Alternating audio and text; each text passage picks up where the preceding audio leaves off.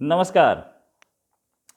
खबरों के अनुसार तालिबान का लीडर, तालिबान का नेता हैबतुल्लाह अखुंज़ादा मर गया है। उसकी मौत पिछले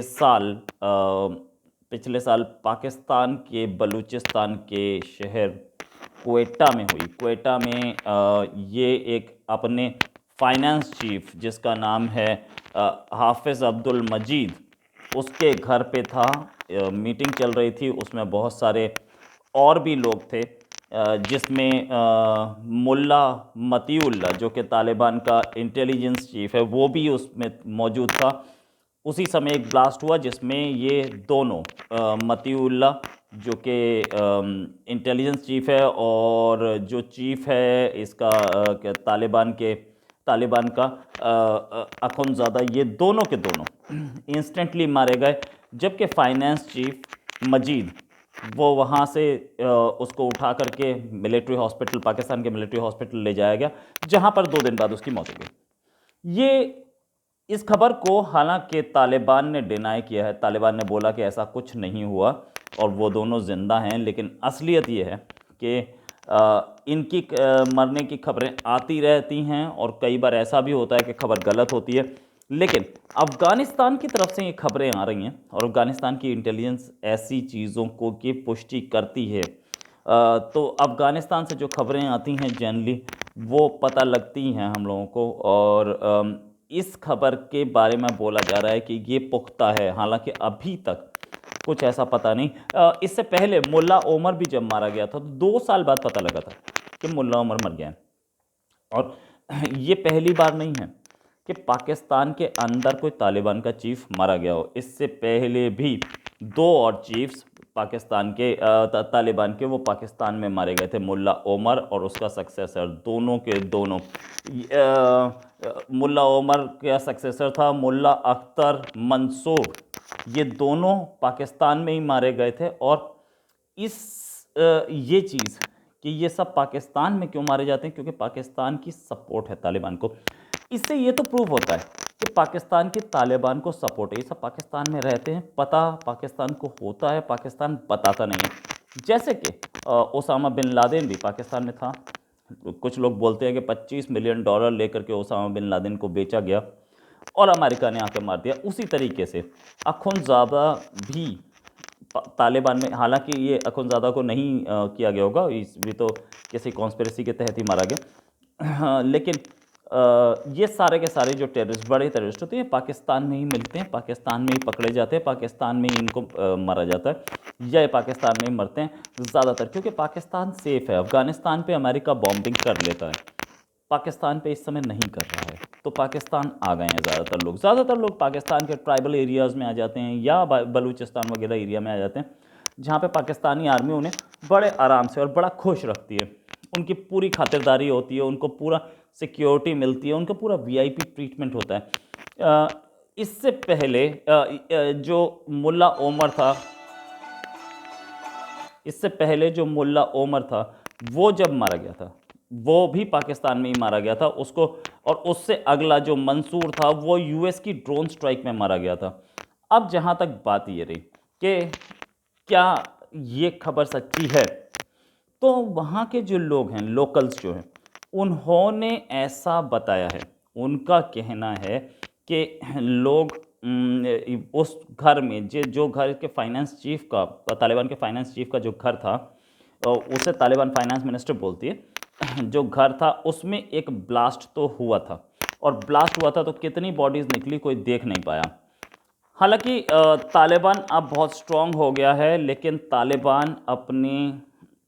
तालिबान पे हमले भी बहुत हो रहे हैं। तालिबान के इस समय 60,000 फाइटर्स हैं, लड़ाके हैं, जो कि अफ़गानिस्तान के इलाके में अफ़गानिस्तान में और पाकिस्तान में बसे हैं। अफ़गानिस्तान में कंट्रोल बनाए रखने की कोशिश करते हैं और लड़ रहे हैं। अब इस समय 2001 में जब तालिबान हटाया गया था अपनी अफ़गानिस्तान की कुर्सी से, अफ़गानिस्तान की पावर से, उसके बाद से अब ये आज की डेट में तालिबान के पास सबसे ज़्यादा टेरिटरी है, वो बढ़ती चली गई, उसके बाद दोबारा कंट्रोल में आया। ये इसका तालिबान को जो सपोर्ट है पाकिस्तान का, वो बहुत क्लियर है, बहुत क्लियर। साफ दिखता है। कैसे दिखता है? तालिबान के पास पैसा कहाँ से आता है? तालिबान के जैसे तालिबान के नेता पाकिस्तान में मिलते हैं, वैसे ही तालिबान के पास पैसा भी पाकिस्तान से ही आता है। तालिबान अपने दो इलाकों में जो उसके कंट्रोल में, एक हेलमंद और एक कांधार, हेलमंद और कांधार में अफीम की खेती कराता है, और वो अफीम की खेती से जो पैसा आता है वो एस्टिमेटेड है 1.5 बिलियन डॉलर्स का, कि 1.5 बिलियन डॉलर्स उससे पैसा आता है। और उसके साथ साथ तालिबान जो है 10% कल्टीवेशन टैक्स भी लेता है उस इलाके में, और दूसरा वहाँ पे माइनिंग भी है, जिसका सीधा सीधा फ़ायदा, वो माइनिंग से जो कुछ निकल रहा है सीधा सीधा पाकिस्तान पहुँच जाता है, तो प्रॉब्लम ही नहीं है। अब इस पे अब अमेरिका का जो क्लेम है, अमेरिका का क्लेम ये है कि तालिबान के पास करीब 400 से 500 ड्रग लैब्स हैं, मतलब ड्रग्स बनाने की लेबोरेटरीज हैं, और वो उनमें से 200 वो डिस्ट्रॉय कर चुका है अमेरिका। तो अब भी करीब 300 के आसपास, 200 से 300 लैब्स बची हैं, और वो लैब्स क्या करती हैं? वो लैब्स में ड्रग्स बनती हैं, उस लैब में चरस गांजा बनता है जो कि सप्लाई होता है अक्रॉस द वर्ल्ड। वो पाकिस्तान में आ जाता है, पाकिस्तान की आर्मी वहाँ उसे सपोर्ट करती है, वहाँ से वो इंडिया आ जाता है, या वो शिप के ज़रिए गल्फ़ चला जाता है, फिर अमेरिका यूरोप चला जाता है, इंडिया में भी भेजी जाती है ड्रग्स। इसमें इसका सीधा सीधा प्रूफ ये है, जो पंजाब की पुलिस बोलती है कि पाकिस्तान ड्रोन से इंडिया में ड्रग्स फेंकता है। तो ये ड्रग्स क्यों फेंकी जाती हैं? ये उस तालिबान को सपोर्ट करने के लिए फेंकी जाती है। ड्रग्स जो तालिबान से के एरिया से प्रोड्यूस होती है, तालिबान उसको प्रोसेस करता है। पता नहीं इस्लाम में ये अलाउड है कि नहीं, मुझे नहीं पता है, और वैसे तो ये इस्लाम के नाम पे पाकिस्तान और तालिबान दोनों जो कुछ करते हैं इस्लाम के नाम पे, लेकिन ये ड्रग्स प्रोसेसिंग, ये ड्रग्स बेचना, ये ड्रग्स दूसरे कंट्री में भेजना, ये सारा काम करता कौन है? ये सारा का काम आईएसआई और पाकिस्तानी आर्मी के हाथ में आ जाता है, जो कि टेररिस्ट के साथ साथ ड्रग्स भी भेजते हैं अंदर, और ड्रग्स का पैसा जो है उस पैसे से तालिबान की फंडिंग की जाती है। इस पर कई लोग क्रॉस करते हुए पकड़े गए, कई लोग इस पर कई बार हमारी आर्मी ने और हमारी पुलिस ने ये बोला है कि भाई ड्रोन से और दूसरे तरीक़ों से इंडिया में ड्रग्स भेज रहा है, और इंटरनेशनल रिपोर्ट्स बोलती हैं कि कराची के थ्रू ड्रग्स जाती हैं आगे। आर्मी को, पाकिस्तानी आर्मी को सब पता है, पाकिस्तानी पुलिस को सब पता है, लेकिन एक्शन कोई लेने के लिए तैयार नहीं, और कोई एक्शन लेता भी नहीं। जाहिर है क्यों लेंगे? क्योंकि उनका भी कट बनता है इसमें। जितना ड्रग्स, एक 100 रुपये की ड्रग अगर कहीं से चलती है अफ़गानिस्तान से, तो वो यूरोप और अमेरिका पहुंचते पहुंचते 10,000 रुपये की हो चुकी है। तो उसमें कमाई जो है उसका हिस्सा सब में बढ़ता है। दाऊद इब्राहिम का भी ड्रग्स का कारोबार है, इसीलिए दाऊद इब्राहिम बड़े आराम से सेफ सेंचुरीज़ में रहता है। दाऊद इब्राहिम का नेटवर्क बहुत सॉलिड है, जिससे कि वो ड्रग्स सप्लाई करना आसान हो जाता है। तो इन चीज़ों का फ़ायदा उठा के ये ड्रग स्मगलर्स ड्रग्स को स्मगल करते हैं।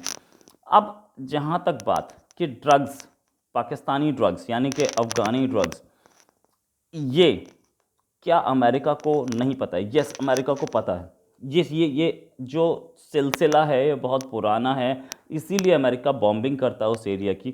और अब जो नया एक वो शुरू हुआ है, नई बाइडेन एडमिनिस्ट्रेशन ने बोला है कि हम एक्शन लेंगे, हम वो पीस अकॉर्ड्स को जो रिव्यू कर रहे हैं जो तालिबान के साथ हुआ, उसमें उनकी एक चिंता ये भी है कि ड्रग्स की सप्लाई हो रही है जिससे तालिबान की फंडिंग हो रही है। वो तालिबान की फंडिंग की जो ड्रग्स सप्लाई है, अगर वो रुके तो तालिबान थोड़ी कमज़ोर पड़े, और कमज़ोर पड़े तो वो इस खून खराबे कर रुके।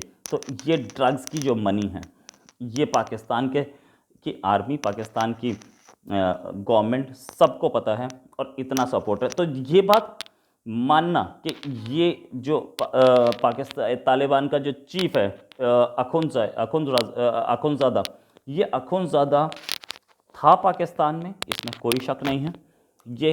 ये पाकिस्तान के अंदर अपने बेस कैंप्स बना के रहते हैं, इनके ट्रेनिंग कैंप्स पाकिस्तान के अंदर हैं।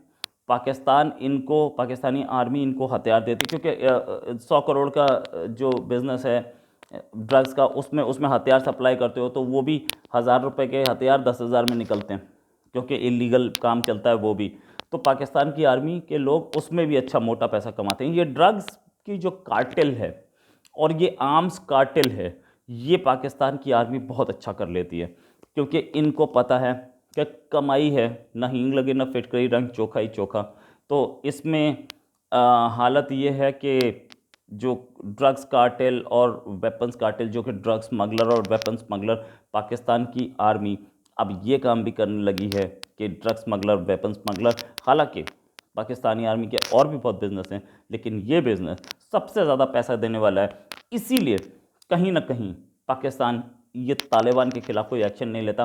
और तहरीक तालिबान पाकिस्तान की जहाँ तक बात रही, तो तहरीक तालिबान पाकिस्तान जो है वो